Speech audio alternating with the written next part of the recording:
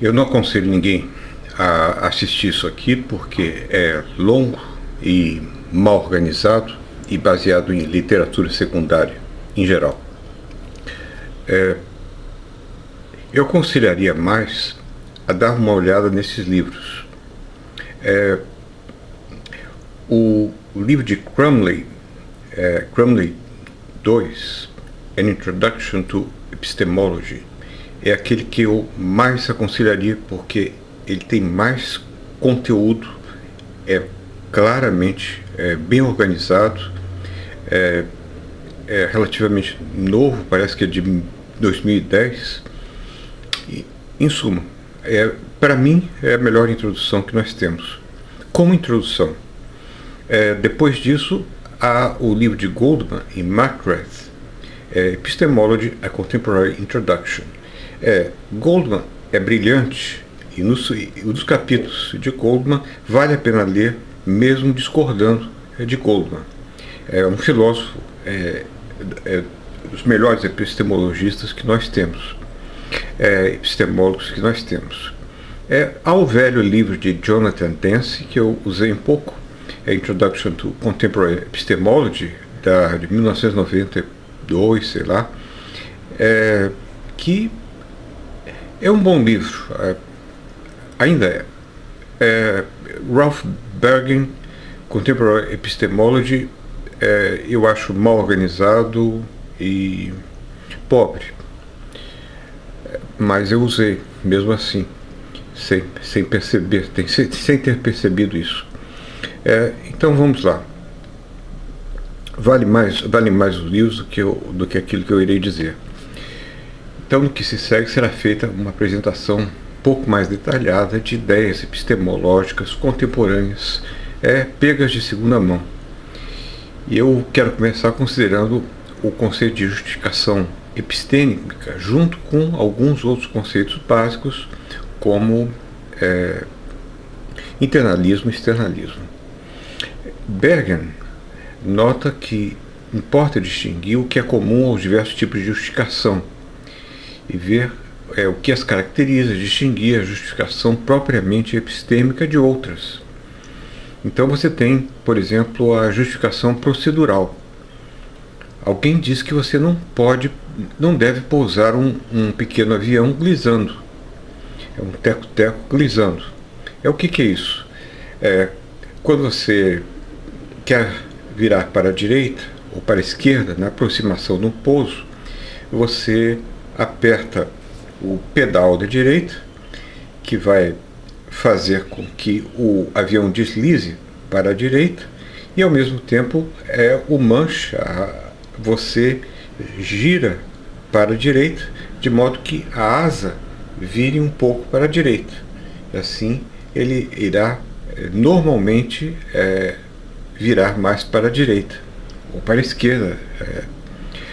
Bom, agora, glissar é outra coisa. Glissar é você apertar o pedal da direita ou da esquerda e fazer com que o avião deslize um pouco para o lado direito ou para o lado esquerdo. E nas aproximações, um mau piloto prefere glissar porque é mais fácil. Assim você acerta mais facilmente a pista do que tendo de virar a asa um pouco para cá, um pouco para lá. Então isso aí é um defeito, é um erro técnico.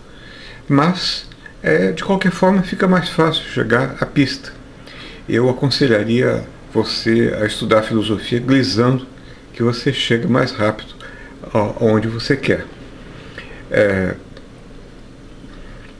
2. Um tipo de justificação procedural é a legal. É legalmente correto o pedido de extradição de um criminoso estrangeiro. Bom, legalmente justificado. Eu estou moralmente justificado a tirar alguém que quer me esfaquear, que entra na minha casa, ou que com um revólver, ou coisa assim. Suponha que invista dinheiro da firma na bolsa, sabendo que eu irei ganhar. Isso aí é pragmaticamente justificado. Mas nenhuma dessas justificações é justificação epistêmica, que é a que nos interessa realmente. Algo comum em todos esses casos. A justificação se dá sempre em relação a certos objetivos ou standards. Tanto a justificação procedural quanto a legal, a moral, a pragmática são feitas tendo em vista certos objetivos ou standards. Isso vale também para a justificação epistêmica.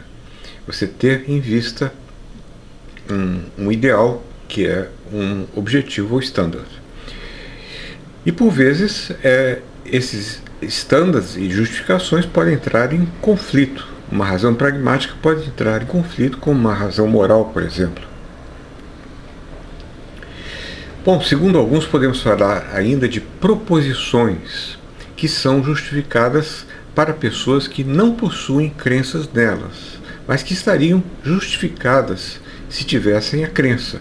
Quer dizer, essas pessoas têm os meios, o conhecimento suficiente para chegar a certa equação, certa conclusão de um cálculo matemático, digamos.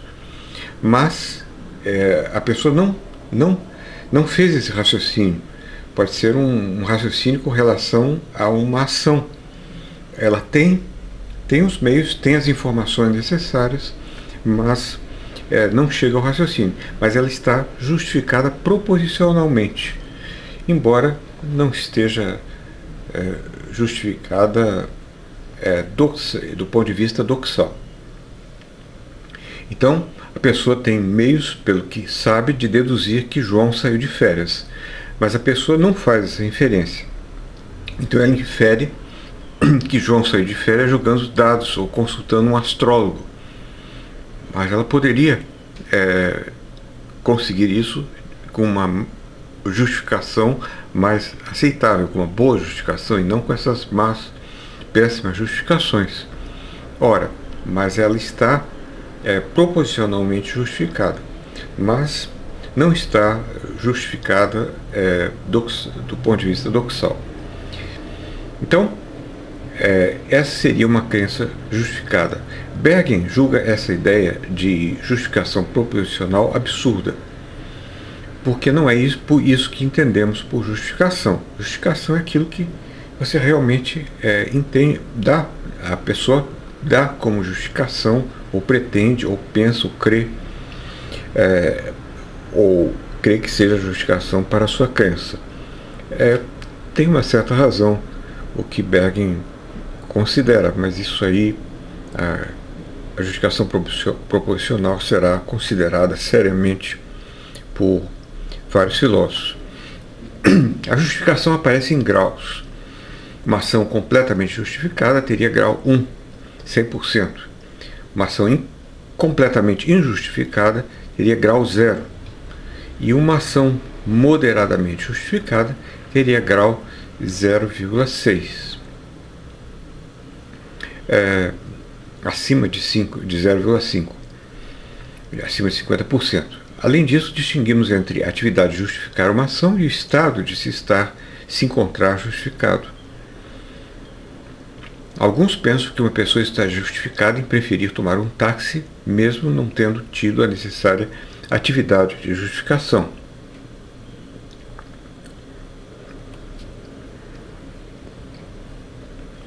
Como seria isso? Geralmente, para se defender com sucesso uma pretensão de conhecimento, é necessário ser capaz de identificar o conjunto relevante de regras e princípios e mostrar que a crença é permitida por eles. É interessante notar, para qualquer teoria da justificação, que há um conjunto de regras e princípios que precisam ser seguidos para nós realizarmos a justificação e concluirmos com uma certa crença. Bom, regras e princípios lógicos, no caso da justificação cognitiva, ao menos. Alguns dizem que nada disso é necessário e, de fato, em alguns casos, que seriam justificações externas, isso acontece, por exemplo, o caso do cão que espera o dono chegar. Você sabe externamente que que o cão está esperando o dono chegar, porque ele corre para a porta ao ouvir o barulho do carro. Mas ele não tem como justificar, não está seguindo regras e princípios, ou está? Talvez esteja seguindo certos princípios inatos, por exemplo, de indução, uma indução que o cão faz, de que sempre que ele ouve o barulho do carro do dono, é porque o dono está chegando e que ele deve correr então para a porta para cumprimentar o seu dono. Também pode ser questionado se os objetivos relevantes justificam. Imagine um gerente de empresa que realiza certa compra de computadores de forma pragmaticamente justificada no objetivo de satisfazer as finalidades da empresa. Mas por razões inesperadas, o modo de funcionamento da empresa precisa ser alterado, tornando a compra inútil. Diríamos que ele está razoavelmente justificado e que ele não pode ser inculpado por não ter conseguido satisfazer os estándares, as metas, os ideais pretendidos. Bom, mas isso aqui é uma justificação de uma ação.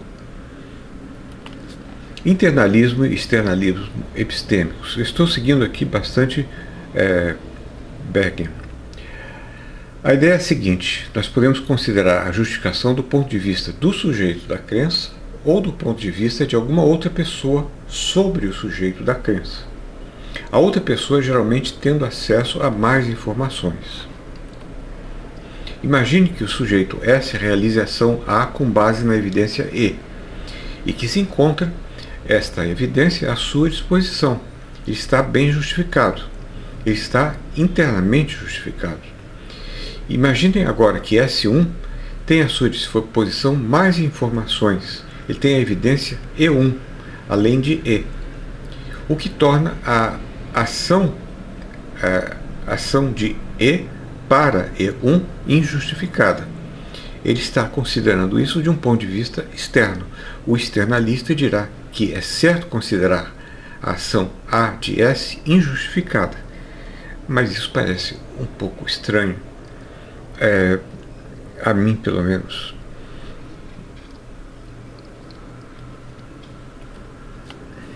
A ideia básica é a seguinte: o internalista realiza suas avaliações epistêmicas do ponto de vista de primeira pessoa, levando em consideração o que é acessível ao sujeito quando a crença é formada. As evidências internas, que dizem de evidências externas, senão elas pouco valeriam. No caso da percepção, uma coisa assim, do conhecimento empírico.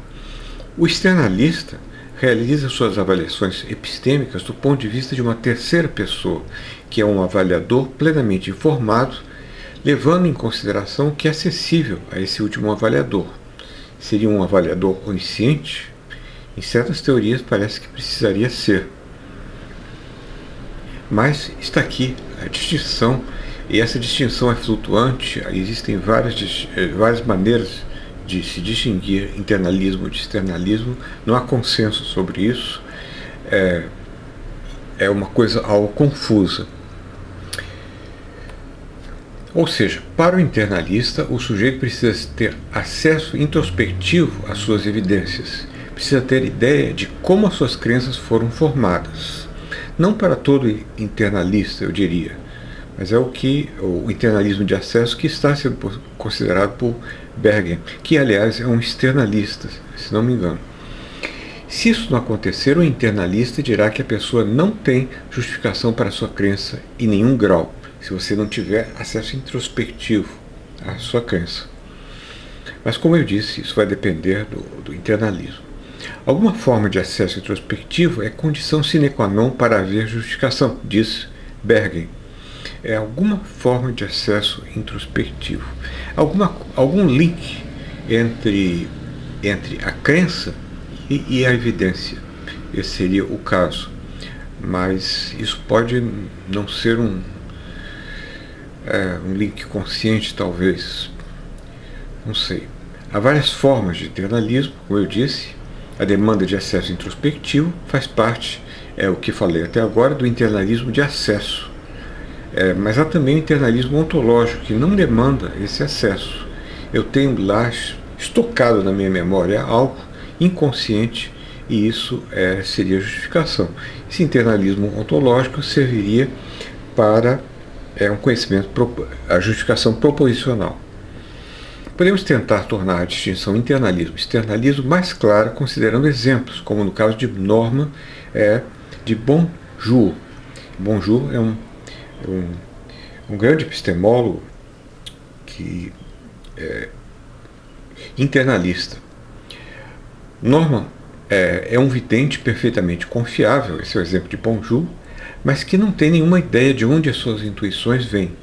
Um dia ele crê que o presidente está em Nova York, e a sua crença é verdadeira. Então ele é confiável, é certo, mas a crença simplesmente pintou na cabeça de Norman, e ele não tem a justificação. Então, internalistas como Bonjour, que acham que você tem que ter um acesso interno às evidências, para Bonjour, Norman não está justificado em crer. O externalista poderá dizer que o processo de produção da crença é perfeitamente confiável, mas que processo existe aqui no caso de Norman? Ele também estará livre para defender que a crença de Norman não é justificada, quer dizer, não há processo. O externalista também poderá dizer, porque bola de cristal é uma coisa muito duvidosa. No entanto, existe uma solução, uma saída, que um filósofo, eu não me lembro qual, mas isso é de bom senso, eu pensei isso aqui antes de ter lido, uma saída para esse problema é considerar a crença de Norman uma crença básica, que não é compartilhada com outros sujeitos. Por exemplo, a aura epilética. Só o epilético sabe o que é a aura epilética, que são aqueles sentimentos e visões, impressões que ele tem um pouco antes de ter um ataque epilético. Nós não sabemos como isso é exatamente, porque nós não somos epiléticos em geral. Ora, mas aqui Norman é como o epilético, ele tem essa crença básica de que o presidente está em Nova York e ele acerta. Ele é um vidente. E esse filósofo que considerou dessa maneira a questão, ele imaginou um mundo no qual as pessoas fossem videntes. E nesse mundo seria normal que a pessoa fizesse projeções, vendo bolas de cristais, ou mesmo sem isso, da mesma forma que nós percebemos nossas mãos ou percebemos nossa dor de cabeça. Ou seja, exemplos como o de Norman são muito pouco esclarecedores. E eu acho que isso aqui resolve o problema inventado por Bonjour. Outro exemplo clássico: suponha que, embora pareça que habitamos um mundo de objetos comuns, na verdade somos cérebros incubos ligados a supercomputadores que nos produzem uma ilusão de realidade. Esse cérebro aqui acha que tudo isso é cheio de vida, é a realidade completa, a vida mais perfeita. Nesse caso, o internalista considerará as crenças como bem justificadas, mas isso é incorreto. Por outro lado, o externalista considerará as crenças mal justificadas, uma vez que ele irá apelar para o processo externo que causa as falsas crenças. Ele sabe que existe o computador, o supercomputador, o cientista do mal, o planeta ômega, etc. Então, esse seria um ponto para o externalista. Mas talvez não seja um ponto definidamente ganho. Afinal, como é que ele sabe que a crença é mal justificada? É mal justificada do ponto de vista dele. Mas aí ele terá que ter acesso às evidências. Essas evidências são internas, embora baseadas em fatos externos, como a existência do supercomputador, do cérebro, do, do planeta Ômega, etc. Então, ele está considerando mal justificada para ele, bem justificada para o cérebro na cuba. Mas se o cérebro na cuba sai da cuba e é implantado no animal, no ser cognitivo do planeta Ômega, ele terá uma visão que será internalista do que ele era, baseado nas evidências externas refletidas internamente e assim justificadas, evidencialmente justificadas. Há variedades de teorias internalistas. O internalista não tem como explicar o caso em que a pessoa sabe, mas esqueceu a justificação. Eu sei o número do meu telefone, eu sei que Cabral descobriu o Brasil, eu sei o meu CPF, eu sei a senha, eu sei uma porção de coisas, de fatos históricos, etc., e eu não sei de onde eu tirei isso, não sei as evidências. Mas o internalista pode ser mais sofisticado, como nós poderemos ver se nós considerarmos o que Feldman e Coni dizem, pode ser mais sofisticado e dar conta desses problemas.